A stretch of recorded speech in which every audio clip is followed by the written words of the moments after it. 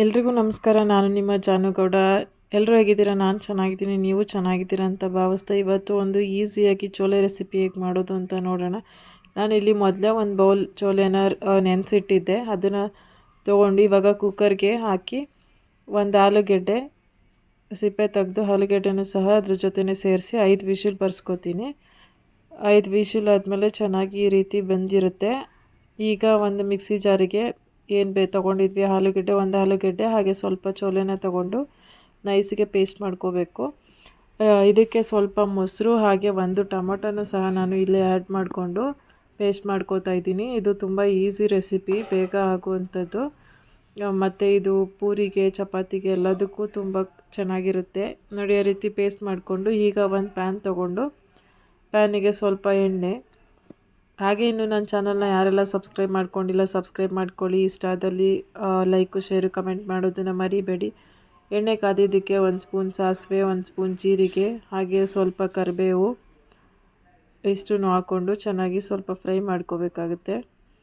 Fry ಆಗಿದ್ದಕ್ಕೆ ಹಸಿಮೆಣ್ಸಿನ್ಕಾಯಿ, ನೀವು ಖಾರ ಎಷ್ಟು ಬೇಕು ನೋಡ್ಕೊಂಡು ತೊಗೊಳ್ಳಿ. ನಾನಿಲ್ಲಿ 2 ಹಸಿಮೆಣ್ಸಿನ್ಕಾಯಿ ತೊಗೊಂಡು ಸಣ್ಣದಾಗಿ ಹಚ್ಚಿಟ್ಕೊಂಡು ಹಾಕಿದ್ದೀನಿ. ಹಾಗೆ ಒಂದು 4ರಿಂದ 5 ಬೆಳ್ಳುಳ್ಳಿ ಮತ್ತು ಒಂದು ಈರುಳ್ಳಿ ಇಷ್ಟೂ ಸಹ ಚೆನ್ನಾಗಿ ಫ್ರೈ ಮಾಡ್ಕೋಬೇಕು.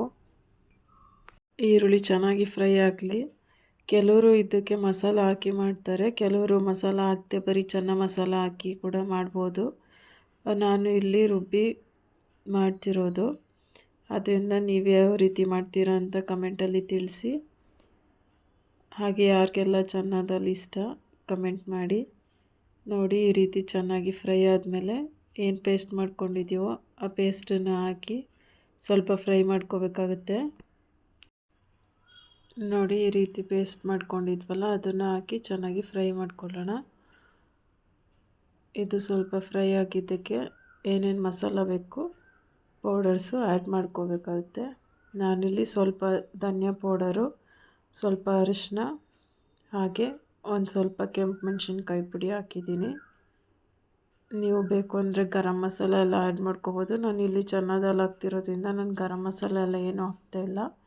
ನೋಡಿ, ಚೆನ್ನ ಮಸಾಲ ಹಾಕ್ಕೊಂಡು ಈ ರೀತಿ ಚೆನ್ನಾಗಿ ಫ್ರೈ ಮಾಡಿ, ಸ್ವಲ್ಪ ಫ್ರೈ ಆಗಿದ್ದಕ್ಕೆ ನಾವೇನು ಬೇಯಿಸಿಟ್ಕೊಂಡಿದ್ದೀವೋ ಕಡಲೆಕಾಳು ಅದನ್ನು ಹಾಕಿ ನೀರು ಸಮೇತ ಏನು ನೀರು ಹಾಕಿದ್ದೀನೋ ಅದನ್ನು ಸಹ ಸೇರಿಸಿ ಮಿಕ್ಸ್ ಮಾಡ್ಕೋತಾ ಇದ್ದೀನಿ.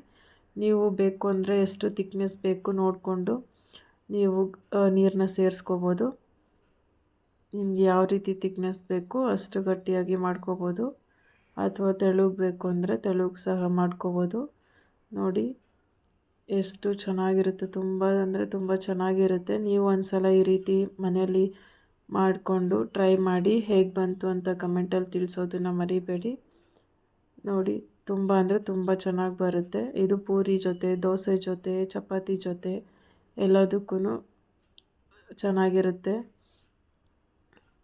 ನೋಡಿ, ನಾನಿಲ್ಲಿ ಪೂರಿ ಮಾಡಿದ್ದೀನಿ, ಇದ್ರ ಜೊತೆಗೆ ಕಾಂಬಿನೇಷನು ತುಂಬ ಅಂದರೆ ತುಂಬ ಅದ್ಭುತವಾಗಿತ್ತು. ಹಾಗೆ ಇನ್ನೂ ನನ್ನ ಚಾನಲ್ಗೆ ಯಾರೆಲ್ಲ ಸಬ್ಸ್ಕ್ರೈಬ್ ಆಗಿಲ್ಲ ಸಬ್ಸ್ಕ್ರೈಬ್ ಮಾಡ್ಕೊಳ್ಳಿ. ಮತ್ತೊಂದು ವಿಡಿಯೋದಲ್ಲಿ ಸಿಗೋಣ. ಎಲ್ರಿಗೂ ಧನ್ಯವಾದಗಳು. ಇದೇ ರೀತಿ ಸಪೋರ್ಟ್ ಮಾಡ್ತಾಯಿರಿ.